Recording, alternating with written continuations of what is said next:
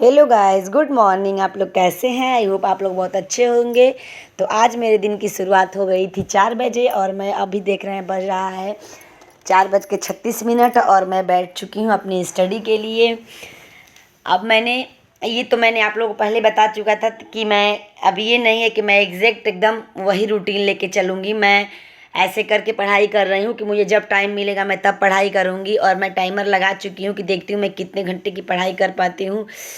वैसे तो मेरा टारगेट जो है मैंने बनाया हुआ है कि मैं 6 से 7 घंटे की स्टडी ज़रूर करूँगी और मैंने जो जो अपना टॉपिक चूज़ किया था मैं उसके अनुसार पढ़ाई कर रही हूँ। और मैंने अभी स्टार्ट किया है हिंदी, क्योंकि मैं सबसे पहले हिंदी ही पढ़ती हूँ, क्योंकि हिंदी थोड़ी सी नॉर्मल पढ़ती है तो अच्छे से समझ में आ जाता है और नींद भी नहीं लगती है। अब सुबह उठने के बाद तो ऐसा लगता है कि सो जाऊँ, ऐसा लगता है कि सो जाऊँ, थोड़ी देर और सो लूँ तब उठूँ, थोड़ी देर और सो लूँ तब उठूँ, लेकिन फिर एक तरफ का मन बोलता है कि नहीं सो जाओ, फिर एक तरफ का मन बोलता है कि नहीं उठ जाओ। तो मैं हमेशा पॉजिटिव सोचती हूँ, पॉजिटिव लेके चलती हूँ। मैं उठ जाती हूँ और फिर मैं 2 घंटे की स्टडी ज़रूर करती हूँ, क्योंकि सुबह में सच में जब अपने लिए जीने लगो तो जो आनंद मिलता है ना, वो मतलब कहीं भी नहीं है। खुद के लिए भी जीना बहुत ज़रूरी है, खुद के लिए भी कुछ महसूस करना बहुत ज़रूरी है। हम कितने दिन तक दूसरे के लिए जीते रहेंगे? आज नहीं तो कल अपने लिए जीना बहुत ज़रूरी है। और फिर यही होता है कि जब हम अपने लिए कुछ करने लगते हैं तो जो मन को आनंद मिलता है उसका कोई जवाब नहीं है।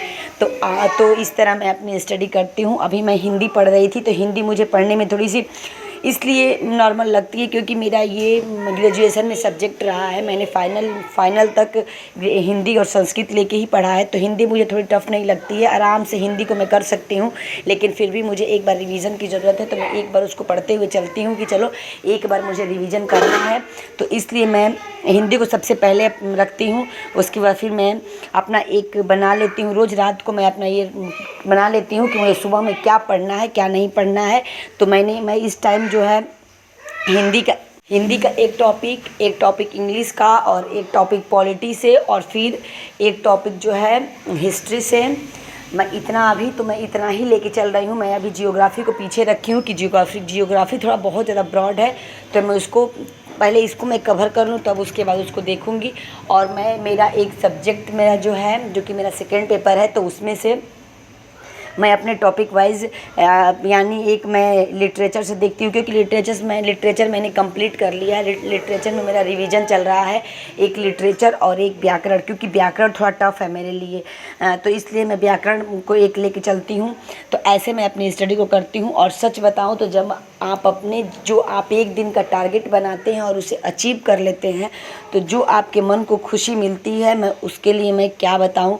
और सच बताऊँ तो मेरा इंग्लिश में वीक है, तो उसके लिए मैं कम से कम सोचती हूँ कि एक ही वीडियो को दो से 3 बार देखूँ, जिससे कि मेरा जो वीक पॉइंट है उसको मैं कवर कर सकूँ। क्योंकि अगर मैं इस इंग्लिश में 10 क्वेश्चन भी सही कर ले जाती हूँ और हिंदी में मेरे 18-19 सही हो जाते हैं, और रीजनिंग भी मेरी अच्छी है, क्योंकि रीजनिंग में भी मैंने अच्छी खासी तैयारी की है, तो रीजनिंग भी मेरी अच्छी। रीजनिंग में मुझे कहीं कोई प्रॉब्लम नहीं होती है। मैंने इतने एग्ज़ाम दिए मगर रीजनिंग में मुझे परेशानी नहीं आती है। तो इसलिए रीजनिंग को भी मैं सिर्फ रिवीजन करती हूँ, रीजनिंग के क्वेश्चन आंसर हल करती हूँ। तो ऐसे मैं अपनी स्टडी को करती हूँ। तो आप लोग भी ऐसे स्टडी को करिए। आप आज से भी स्टार्ट कर सकते हैं, क्योंकि अभी कोई डेट नहीं है। कुछ लोग बोल रहे हैं कि अगले साल होगा, यानी 25 में जाएगा। कुछ लोग बोल रहे हैं नवंबर दिसंबर में जाएगा। कुछ लोग बोल रहे हैं कि देखो कब तक होता है। मतलब इसके बारे में आपको कोई करेक्ट इन्फॉर्मेशन नहीं है कि एग्ज़ाम कब तक होगा। लेकिन आप अपने जो टारगेट को है, आप नवंबर दिसंबर लेके चलिए कि आपका वहाँ उस टाइम एग्ज़ाम हो जाएगा। तो आज से भी आप शुरू कर सकते हैं। मतलब बहुत ब्रॉड सिलेबस नहीं है, सिलेबस बहुत नॉर्मल है, जिसको कि आप आराम से पढ़ सकते हैं। अगर मैं आप लोगों से सच बताऊं तो जो लोग संस्कृत से होंगे, अगर संस्कृत का सेकेंड पेपर आप लोग देखेंगे, बहुत लिमिटेड है। मतलब एक इससे ज़्यादा तो आपका यूपी टीजीटी का सिलेबस है, इसमें बहुत लिमिटेड है। लेकिन मतलब ऐसे टॉपिक चूज़ किए गए हैं जो कि बहुत इम्पॉर्टेंट है, आपके सामान्य ज़िंदगी में भी इम्पॉर्टेंट है और आपके आने वाले भविष्य में बहुत काम करेगा। तो इसलिए अगर आप आज से भी तैयारी शुरू करना चाहते हैं तो आप कर सकते हैं, क्योंकि बहुत टाइम बचा हुआ है। आप अपने सिलेबस को आराम से कंप्लीट कर सकते हैं। और फिर पढ़ने के बाद मैं आ गई किचन में, क्योंकि मैं पूजा कर ली हूँ। उसके बाद फिर मैं किचन आ गई हूँ किचन में, और मैं अभी बनाने जा रही हूँ चाय, क्योंकि थोड़ा चाय, और क्योंकि व्रत था तो व्रत के बाद फिर चाय थोड़ा सा बहुत ज़रूरी होता है, तो इसलिए मैं चाय बना रही थी। वैसे मुझे आदत नहीं है, लत नहीं है मुझे चाय पीने की। अगर चाय मिल जाता है तो ठीक है, नहीं मिलता है तो भी ठीक है। और फिर यहाँ पे मैं बना रही थी सब्जी, और जल्दी करने होते हैं, क्योंकि फिर नहीं तो बहुत दिक्कत हो जाती है। तो बच्चों के लिए स्कूल भी भेजना था, तो बहुत ज़्यादा जल्दी सब मुझे काम निपटाने पड़ते हैं, नहीं तो फिर वही होता है कि आगे चल के मतलब समय नहीं मिल पाता है। तो यही होता है। और उसके बाद फिर अभी देख सकते हैं कि जो मैं एनसीईआरटी का ऐप डाउनलोड की थी, तो उसी से मैं अपने टॉपिक को कवर करने की कोशिश करती हूँ, इसलिए कि जहाँ पे अभी एग्ज़ाम जो भी होते हैं वहाँ पे एनसीईआरटी का ही सिलेबस पूछा जाता है। मतलब एनसीईआरटी से ही क्वेश्चन आंसर आते हैं, चाहे वो कथन हो, चाहे अभिकथन हो, या फिर आपको मैप से पूछे, या फिर मतलब जो भी पूछे, एनसीईआरटी से क्वेश्चन ज़्यादा पूछे जाते हैं। तो इसलिए, और यूपीएससी का में तो और है कि एनसीईआरटी से ही क्वेश्चन पूछे जाते हैं, क्योंकि मैंने मतलब जितने भी लोगों को सुना है, सब लोग पहले एनसीईआरटी को ही प्रेफर करते हैं कि आप एनसीईआरटी से ही पढ़िए। और आपको जो टॉपिक फिर नहीं समझ में आता है तो आप चाहें तो किसी यूट्यूब चैनल से देख सकते हैं, जो अच्छा पढ़ाते हो, आप लोग को जिस पे बिलीव हो, आप उस यूट्यूब चैनल को देख सकते हैं। और यहीं पे वही मैं लोकतांत्रिक पढ़ रही थी, क्योंकि उसमें संसद के बारे में, फिर लोकतंत्र क्या है, फिर कैसे कहाँ पे कैसी संविधान चलता है, मतलब ये सब चीज़ें उसमें बताई गई हैं। तो मैं उसी टॉपिक को कवर कर रही थी, क्योंकि ये भी क्वेश्चन पूछता है कि संविधान कहाँ से लिया गया, मतलब संविधान कहाँ से लिया गया है, यानी मेरा मतलब है इस संविधान में कौन सी चीज़ें कहाँ से ली गई हैं। तो इसलिए क्योंकि कहीं ना कहीं से कुछ ना कुछ संविधान में जितने मतलब तत्व हैं, कहीं ना कहीं से कुछ ना कुछ लिया ही गया है।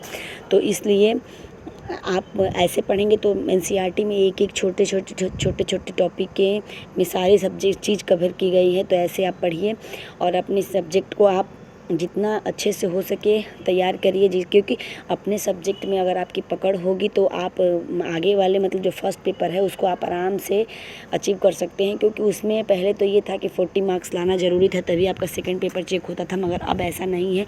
ये रूल ख़त्म हो गया है कि आपको उसमें 40 क्वेश्चन सही करने हैं, तो ऐसा कुछ नहीं है। तो इसलिए आप अपने सब्जेक्ट पर सबसे पहले पकड़ बनाइए। जो 100 क्वेश्चन का आपका पेपर आता है उस पर आप अपने सारे टॉपिक को बहुत क्लियरली, बहुत डीपली पढ़ ली कि कहीं से कुछ भी आए तो छूटे ना। और अभी मैं क्योंकि सब लोग बच्चे चले गए थे स्कूल, हस्बैंड भी चले गए थे, और अभी मैं बना रही थी छोले, क्योंकि मैंने रात को ही मटर भिंगा दिया था और फिर मैंने उबलने के लिए रख दिया था, तो मैं भी छोले बना रही थी।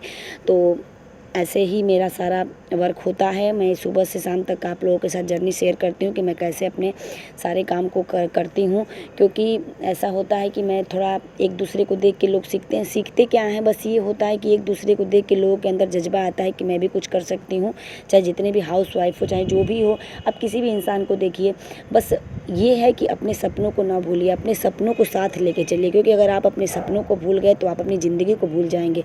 अपने सपनों पे हमेशा फोकस रहना चाहिए कि मैंने ये सपने देखे हैं, मैं उसे ज़रूर पूरी करूँगी। और ऐसे मेरी स्टडी होती है, और मैं अपनी स्टडी पे मतलब ब्रेक तो किसी दिन नहीं लेती हूँ। 1 से 1.5 घंटे, जिस दिन मुझे समय नहीं मिलता है मैं सोचती हूँ कि 1 से 1.5 घंटे ही पढ़ लूँ। और मैं यहाँ पे जो मैंने नोट्स बनाया है मैं उसका रिवीजन कर रही थी, क्योंकि व्याकरण में भी मुझे थोड़ी सी व्याकरण में मुझे बहुत ज़्यादा डिफ़िकल्टी होती है, लेकिन अब मुझे बहुत अच्छे से सारे टॉपिक धीरे धीरे मेरे कवर हो रहे हैं। तो इसलिए मैं घबराती नहीं हूँ किसी चीज़ को लेके कि मैं घबरा जाऊँ। मुझे बस ये है कि मेरे सपने पूरे करने हैं, चाहे मैं 1 साल में करूँ, 2 साल में करूँ, लेकिन मैं अपने सपनों को पूरा ज़रूर करूँगी। तो इसलिए बस यही है कि और अब हम चले आए थोड़े प्रदर्शनी घूमने के लिए, क्योंकि बच्चों के साथ समय बिताना भी बहुत ज़रूरी होता है। बच्चों के लिए अगर हम समय नहीं देते हैं तो फिर ये भी कहीं ना कहीं हमारे बच्चों के साथ नाइंसाफ़ी हो जाएगी, और फैमिली को भी देना ज़रूरी है। तो इसलिए मैं पढ़ने के लिए सिर्फ 6-7 घंटे ही प्रेफर करती हूँ कि 6-7 घंटे अगर मैं पढ़ लेती हूँ दिन रात मिला के तो मेरे लिए बहुत ज़्यादा है। क्योंकि मैं एक ऐसे मतलब पूरी फैमिली के साथ रहती हूँ जहाँ की सबको सब कुछ मैनेज करना पड़ता है, सब कुछ देखना पड़ता है, हम किसी चीज़ को छोड़ नहीं सकते हैं। ये नहीं है कि हम फैमिली को पीछे छोड़ दें और अपने साथ बस सिर्फ पढ़ाई पे फोकस करें, नहीं। और सच बताएं तो बच्चों के साथ जाने के बाद मतलब एक अलग ही खुशी मिलती है कि चलो हम बच्चों को भी कहीं घुमा पा रहे हैं।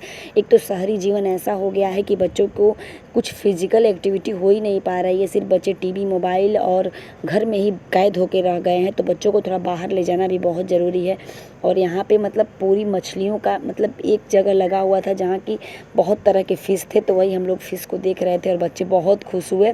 मतलब मैं वही बोल रही थी कि बिल्कुल पैसा वसूल था, क्योंकि मुझे पहले ये था कि पता नहीं कैसा होगा अंदर जाने के बाद, लेकिन वहाँ जाने के बाद बच्चे इतने खुश हुए कि आने का नाम नहीं ले रहे थे। तो ऐसे बहुत मज़ा आया उसमें। और मैं आप लोगों को रियल वॉइस में सुनाती हूँ कि देखिए बच्चों की खुशी कितनी झलक रही है। ये हम लोग बस थी जो मर गई ना, ये शार्क है। अरे हो देखिए ये शार्क है। शार्क है। वो वाली ये वाली अंजन है, ये वाली अंजन है। इसमें सर ये मर गई उसमें की। ये ना वो है आलसी मछली, देखो सब लेटी है। हाँ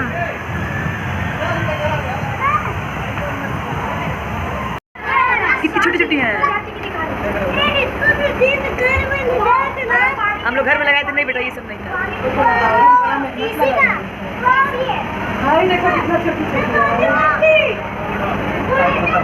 मम्मी बोलो कितनी बड़ी मछली है। मम्मी वो बड़ी मछली है।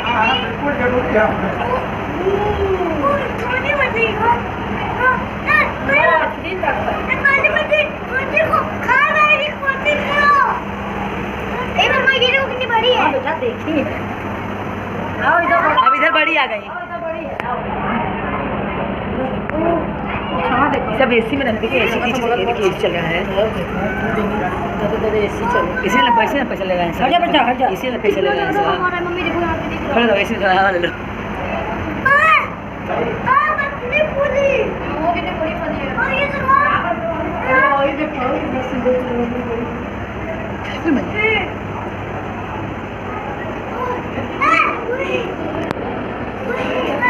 ये इधर बड़ी बड़ी हो गई है, देखो।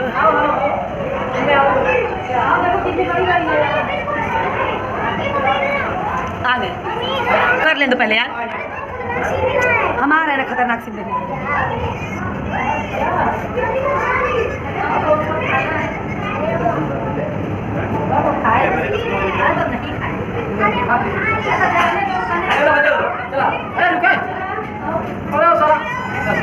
रुको तनी 5 मिनट बस रुको। इलाज चले ये कितना पैसा सुन करो।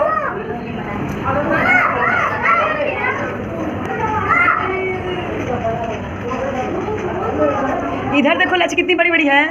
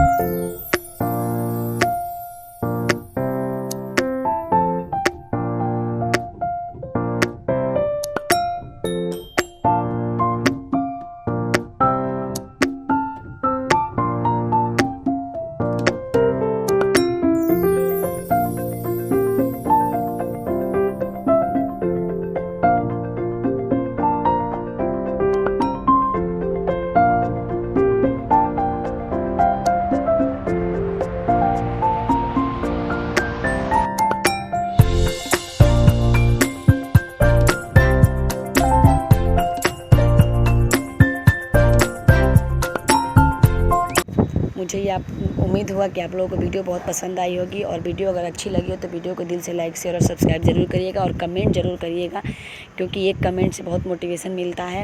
तो फिर चलिए मैं वीडियो का यहीं पे एंड करती हूँ, और हम मिलते हैं नेक्स्ट ब्लॉग में, यानी नेक्स्ट स्टडी ब्लॉग में। तो फिर तब तक के लिए बाय बाय।